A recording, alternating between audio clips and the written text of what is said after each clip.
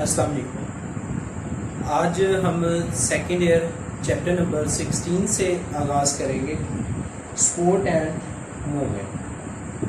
तो इस चैप्टर के स्टार्ट में सबसे पहले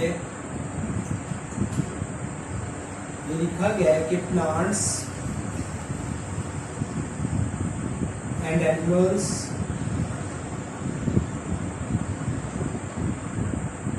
शो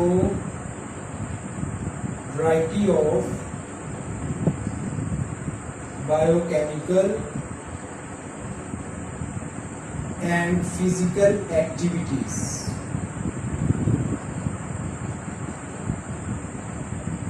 इनके दोनों के अंदर बहुत ज़्यादा एक्टिविटीज हो रही हैं, प्लांट्स के अंदर भी और एनिमल्स के अंदर भी। Both are living things. लेकिन इन दोनों के दरमियान जो मोस्ट इंपॉर्टेंट डिफरेंस है प्लांट्स में और एनिमल में, द मोस्ट इंपॉर्टेंट और obvious difference between plants and animals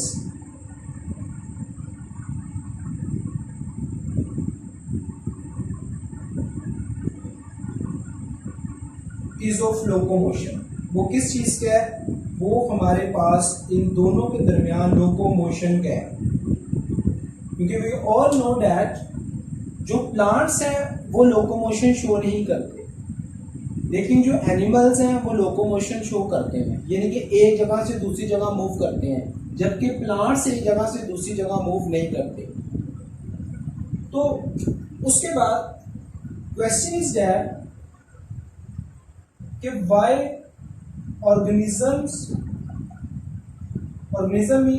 mean plants and animals, why organisms need sport, उन्हें स्पोर्ट की क्यों जरूरत होती है, यानी कि प्लांट्स और एनिमल्स को स्पोर्ट्स की जरूरत क्यों होती है।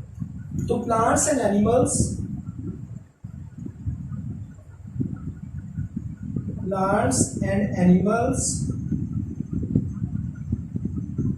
need sport against gravity। अब इसमें जो पॉइंट है ग्रेविटी वाला, ये एमसीक्यूज में पूछा जाता है कि प्लांट्स एंड एनिमल्स को स्पोर्ट किसके अगेंस्ट चाहिए, that is gravity. Gravity is the name of force, attraction of the earth. अगर हमारे अंदर कोई ऐसा सिस्टम ना होता जो हमें सपोर्ट कर रहा है, तो हम कभी भी ग्रेविटी के अगेंस्ट खड़े नहीं हो सकते थे। इसी वजह से प्लांट हम देखते हैं, टॉलेस्ट, शॉर्टर, मिडल साइज, जितने भी प्लांट्स हैं उन सब के अंदर कोई ना कोई ऐसी जरूर फोर्सेस मौजूद है जो हम इस चैप्टर में डिस्कस करेंगे, जिसकी वजह से वो ग्रेविटी के अगेंस्ट खड़े हैं, वो गिरते नहीं हैं। उसके बाद इसी चीज को हम आगे लेके जाते हैं कि हाउ स्पोर्ट इज अचीव्ड।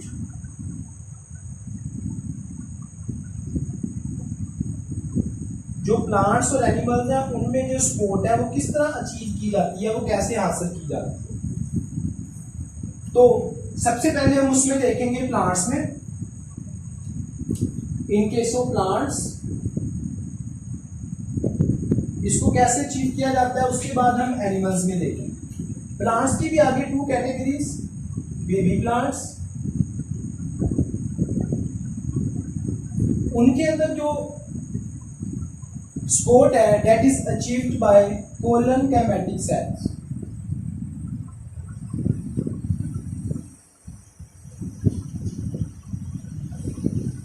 और in case of older plants और big plants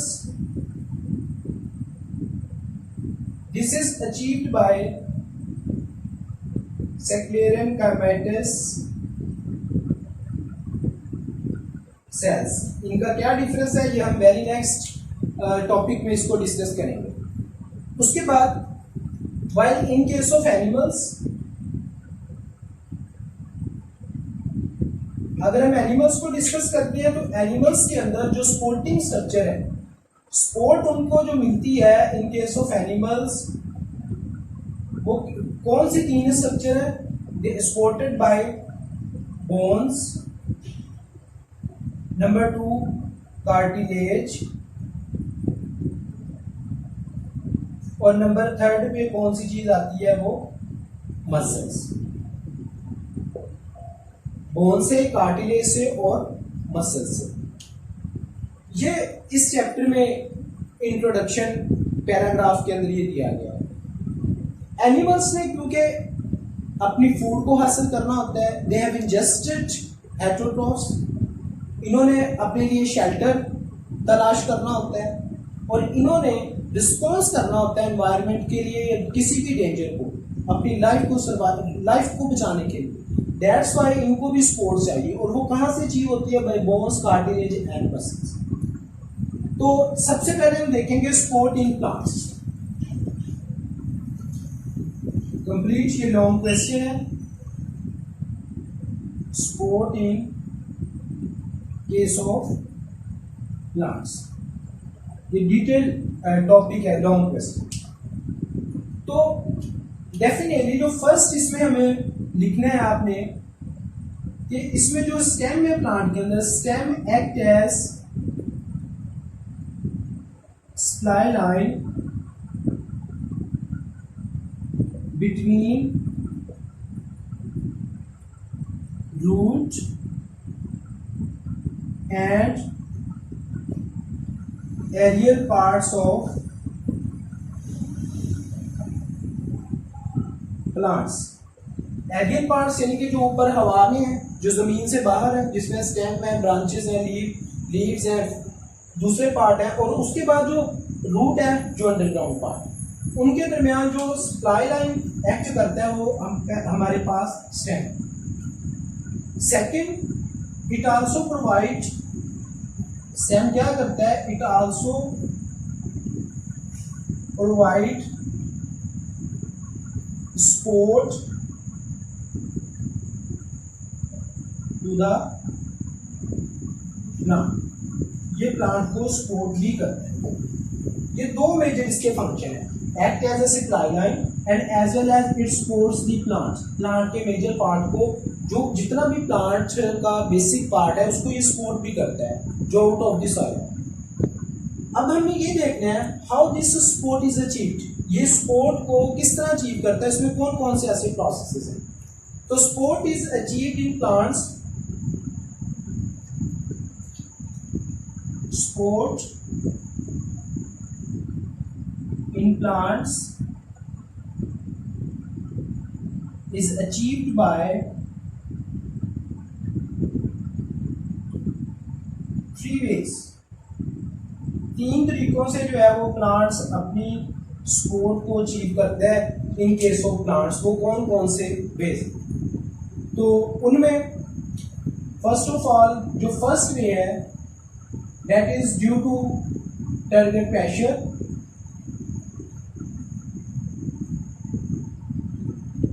Number second is vascular bundles,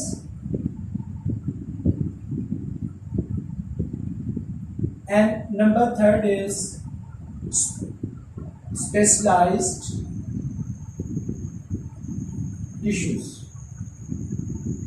और specific tissues। ये तीन हम इसमें देखेंगे जो प्लांट में सपोर्टिंग टिश्यूज हैं, सपोर्टिंग रोल प्ले करते हैं, turgor pressure, vascular bundle and specialised tissue. तो सबसे पहले हम डिस्कस करेंगे turgor pressure. What is turgor pressure? ये होता है, तो इसमें आपने सबसे पहले डिफाइन करना है टर्गल प्रेशर क्या होता है। The cells of epidermis, cortex and pith take water by osmosis। यहाँ पे जो ऑस्मोसिस है, osmosis is specific for plants और अनिमल्स, तो that's why by osmosis that internal hydrostatic pressure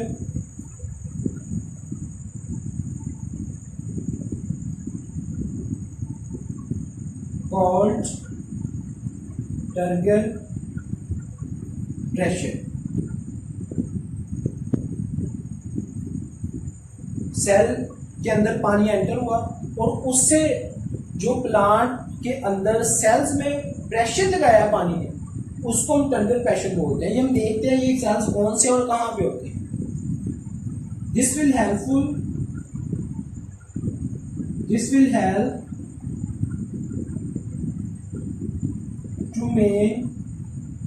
to maintain turgidity।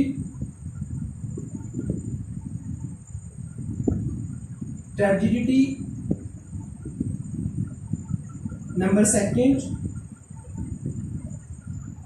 help to resist to bend। यानी कि ये plant की टर्जिडिटी को मेंटेन करता है जिससे वो विल्ट नहीं होंगे, मुरझाएंगे नहीं। और उसके बाद दूसरा रेजिस्टिंग टू बेंड, इससे प्लांट जो है वो बेंड नहीं होगा क्योंकि वो टर्जिड है, वो स्ट्रेस को बेयर कर सकता है। एक पॉइंट और इसमें इंपॉर्टेंट है, turgor pressure is suitable to support the soft tissues of the plant, जो सॉफ्ट है। तो दिस इज आल्सो हेल्पफुल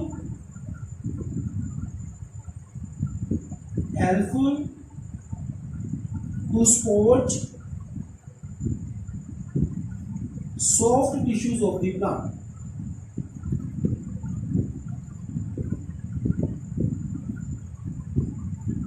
ये प्लांट्स के जो सॉफ्ट पार्ट है उसको ये एमसीक्यू आता होता है, कौन सपोर्ट करता है, दैट इज टर्गर प्रेशर।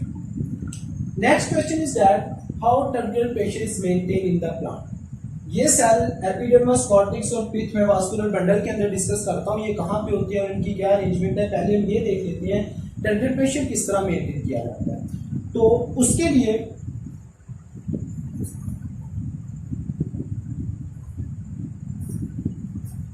हम देखते हैं कि वो कैसे मेंटेन होता है और उसके कौन कौन से स्टेप हैं।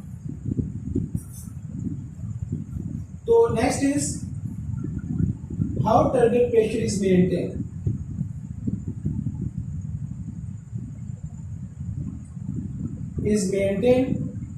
या फिर ये किस तरह जो है वो अचीव किया जाता है, ये दोनों पूछे जा सकते हैं। तो टर्गर प्रेशर को कैसे मेंटेन करना है, उसके कुछ स्टेप्स हैं। वो स्टेप्स को हम देखते हैं, पहले इसको ड्रॉ करते हैं। तो ये हमारे पास एक प्लांट सेल है, इलोंगेटेड टाइप का होता है। ये हमारे पास एक प्लांट सेल है,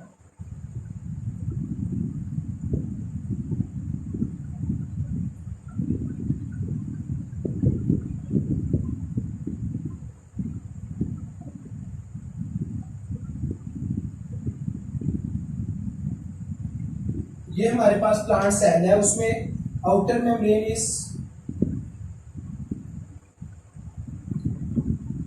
सेल वॉल। उसके बाद जो सेकंड आती है वो हमारे पास सेल मेम्ब्रेन। उसके बाद दिस रीजन जो अराउंड द सेल है, जो सेल के इर्द गिर्द है, उसको हम क्या बोलते होते हैं जी, एक्स्ट्रा सेलुलर इन्वायरमेंट। ये हमारे पास एक्स्ट्रा सेलुलर फ्लूइड है जो सेल के इर्द गिर्द होता है। उसके बाद बिल्कुल इसकी इनर साइड के अंदर, सेल के अंदर बिल्कुल जो इनर साइड है, एक लार्ज साइज जो बाद में टर्जिड होता है, उसको वैक्यूल बोलते हैं। ये सारा वैक्यूल की स्ट्रक्चर है।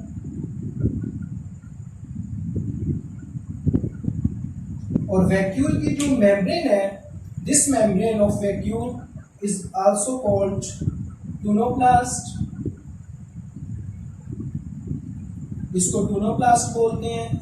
और इसी तरह डेफिनेटली ये हमें पता है कि जो यहाँ पे जो सेल्स, ग्राउंड सब्सटेंसेस हैं within the plant cell, उसको हम क्या बोलते होते हैं, दैट इज साइटोप्लाज्म और साइटोसोल। ये साइटोप्लाज्म है। क्योंकि हम टर्जिडिटी पढ़ रहे हैं तो हम इससे बियॉन्ड नहीं जाएंगे, न्यूक्लियस बाकी में कुछ नहीं चाहिए। अब यहाँ पे होता क्या है, सबसे पहले कि ये जो टोनोप्लास्ट है it has active transport system. Active transport system मौजूद होता है in tonoplast. The membrane that bound nucleus is called tonoplast. मैं स्टेप टू स्टेप लिखूंगा। एक्टिव ट्रांसपोर्ट का मतलब है कि अगर एक्स्ट्रा सेलुलर फ्लूइड के अंदर साल्ट की कंसंट्रेशन ज्यादा है और वो सेल मेम्ब्रेन से भी, सेल वॉल्स तो होती फ्रीली परमिएबल है, सेल मेम्ब्रेन से भी गुजर आती है, तो this tonoplast, this membrane of the vacuole have capability to move the ions or solute within this vacuole to maintain the gradient। तो अगर यहाँ पर साल्ट मौजूद है तो बाहर पानी जब भी आएगा that will move towards the cell, वो सेल के अंदर एंटर होगा। बाहर कंसंट्रेशन कम है या ज्यादा है इससे सेल को कोई फर्क नहीं पड़ता है। क्यों? क्योंकि यहाँ पर मेम्ब्रेन के अंदर ऐसा सिस्टम मौजूद है जो साल्ट को अपने अंदर मेंटेन कर सकती है। और उन साल्ट की वजह से वाटर क्या करेगा, डेफिनेटली अगर यहाँ पर वाटर पोटेंशियल हमारे पास हाई है और सोल्यूट पोटेंशियल यहाँ पे लो है, जबकि वैक्यूम के अंदर क्या है, सोल्यूट पोटेंशियल हाई है और वाटर पोटेंशियल लो है, तो water is always move from higher potential to lower potential. And this osmotic pressure is generated by this membrane that can move the substance against the concentration because it has active transport system in its। उसके बाद second, it can take salt or solutes or ions into the vacuole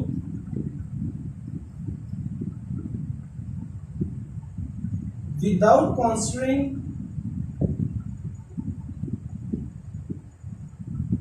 what concentration present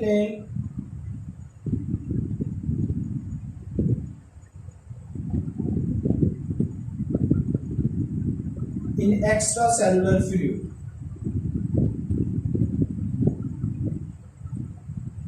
extra cellular fluid में क्या concentration है उसको देखे बगैर ये water को हम टेक कर सकते हैं। तो जैसे वाटर एंटर होगा, वाटर सेल के अंदर एंटर हुआ, वो यहाँ पे वैक्यूल के ऊपर प्रेशर लगाएगा। वैक्यूल जो है वो डेफिनेटली उसकी जो मेम्ब्रेन है that will move outward due to hydrostatic pressure. This hydrostatic pressure that water put on the walls of vacuole first, then outside of the cell, that pressure is called the turgor pressure। in this way turgor pressure is maintained in the cell। next is दूसरी जो इसमें हमने point discuss करना है, अगर ये turgor pressure ना हो तो क्या होगा, जो सॉफ्ट पार्ट है स्पेसिफिकली दे विल विल्ट, वो मुरझा जाएंगे। सेकंड हमारे पास पार्ट है वास्कुलर बंडल्स।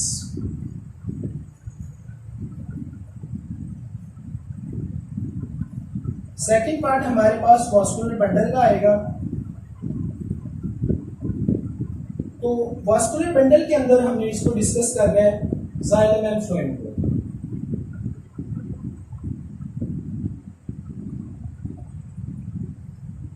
तो प्लांट्स की अगर हम इंटरनल स्ट्रक्चर देखते हैं स्टेम की खासकर, तो उसकी कुछ हमें इस तरह कैरेक्टरिस्टिक्स नजर आती हैं। ये उसकी इंटरनल स्ट्रक्चर है।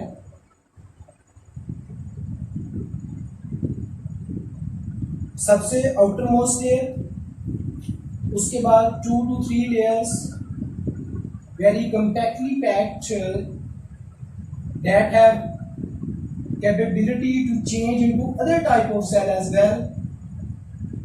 cortex, इसको लेबल बाद में करता हूं। ये हमारे पास 2 to 3 4 ये डिफरेंट पार्ट में डिफरेंट इसकी लेयर्स होंगी। और बिल्कुल सेंटर में यहाँ पर रिंग है हमारे पास जाइलम का, और उसके बाद inner side of the cell is phloem, और बिल्कुल सेंटर में फूड को स्टोर करने के लिए एक पार्ट होता है जिसको हम पिथ बोलते हैं। ये हमारे पास एक स्ट्रक्चर है सिंपल, जो स्टेम वेरी सिंपल वे में क्या, उसमें सबसे पहला जो पार्ट है that is epidermis, second part is cortex, और इन्हीं कॉर्टेक्स के अंदर सेक्लेरन कैमेटिक्स, कोलन कैमेटिक्स और पेरन कैमेटिक सेल मॉडिफाइड होकर बनते हैं। उसके बाद वेरी नेक्स्ट जो लेयर आती है वो हमारे पास है जाइलम, और उसके बाद जो हमारे पास स्ट्रक्चर आती है वो हमारे पास है फ्लोएम फॉर फूड, और उसके बाद sorry always keep in mind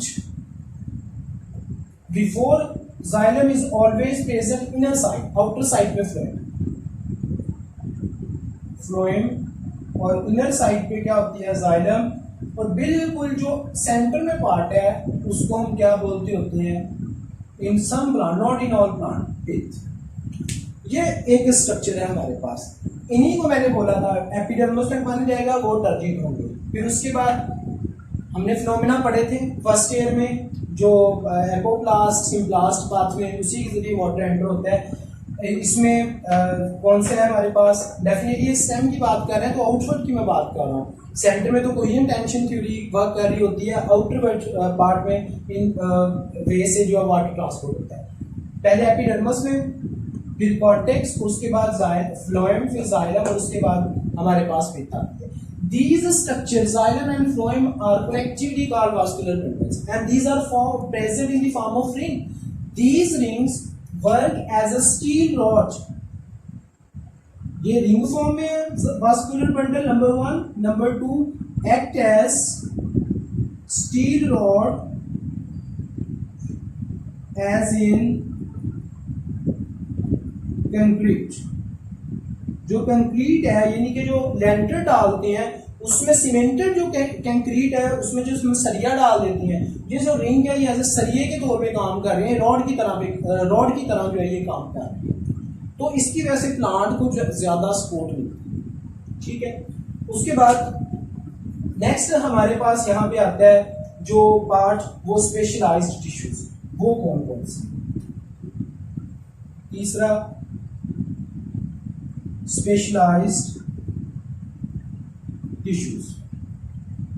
specialised tissues में हमारे पास 2 टाइप्स के सेल्स हैं, वो हमारे पास हैं कोलन कैमेटिस, ये कॉर्टेक्स के अंदर, और सेक्लेरन कैमेटिक सेल्स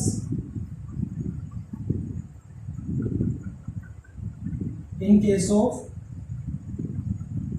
जाइलम। ये लिग्निफाइड होता है, स्क्लेरन कैमा तो स्पेसिफिकली लिग्निफाइड होता है, हम देखते हैं ये वो किस तरह।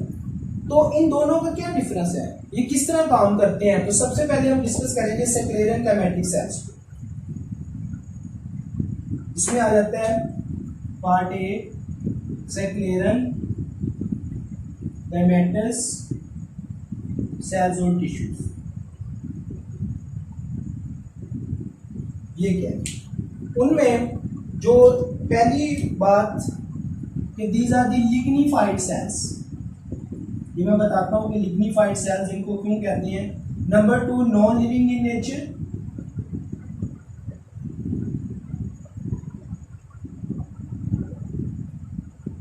Secondary cell wall present,